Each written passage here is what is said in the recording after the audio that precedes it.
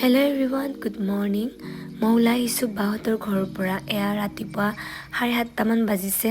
এতিয়া আমি গৈ আছোঁ বজাৰৰ ফালে, কাৰণ আজি মই আমাৰ ওচৰৰ মন্দিৰটোত সৰুকৈ শৰাই এখন দিম বুলি ভাবিছোঁ, সেইকাৰণে। আৰু মনসা তলত চাহ তাহ খাই আমি ওলাই আহিলোঁ। এয়া গৈ আছোঁ বজাৰৰ ফালে। এইখন দেখিছেনে? এইখন গুৰুজী আদ্য শৰ্মাৰ উদ্যান হয়। তেওঁক সকলোৱে চিনি পায় আৰু সৰুতে দেখিছিলোঁ, কিন্তু এতিয়া তেওঁ নাই যদিও আমাৰ মনত সদায় থাকিব। আৰু বজাৰত আহিলে মোৰ টেঙাই চকুত পৰে।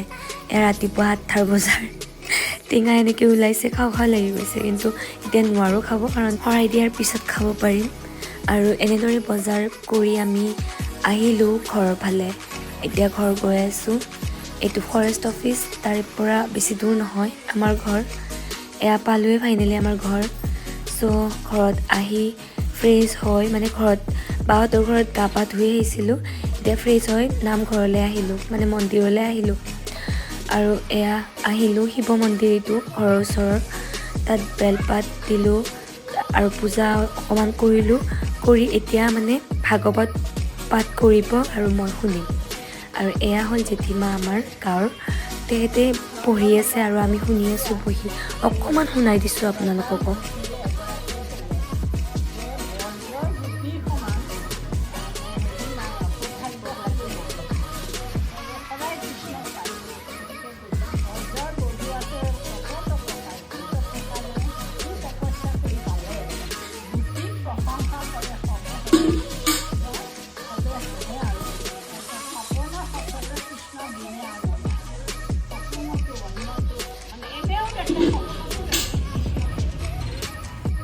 আৰু এয়া আমি গোটেইবিলাক পঢ়ি আছোঁ।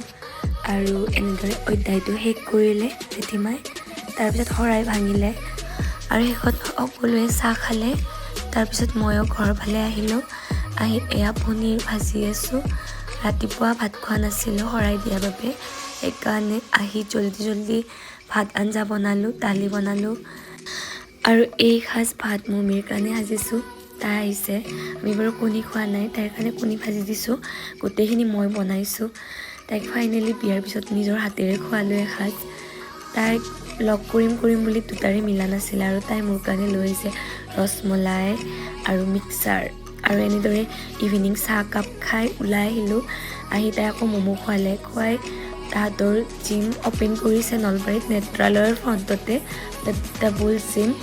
আৰু ফাইনেলি এইবাৰ মই আহিলোঁ তাইৰ লগত। আৰু এইটো টফিক দা, ইমান ধুনীয়া ডেক'ৰেশ্যন কৰিছে, মানে এণ্টায়াৰ ডিজাইন বহুত ধুনীয়া হয়। আৰু জিমটোত বহুতখিনি ল'ৰা ছোৱালী আহিছে, ইউনিচেক্স জিম হয়, আৰু ভাল লাগিছে। আৰু ফাইনেলি আহিলোঁ, চালোঁ, মাতিয়ে আছিলে, মিলা নাছিলে। আৰু তাই এই 70 কেজি একেবাৰে দাঙি দিছে। মোৰ কাৰণেতো ইম্পচিবল, ময়ো ট্ৰাই কৰিছিলোঁ। আৰু এনেদৰে আজি দিনটো শেষ কৰিলোঁ। বাই।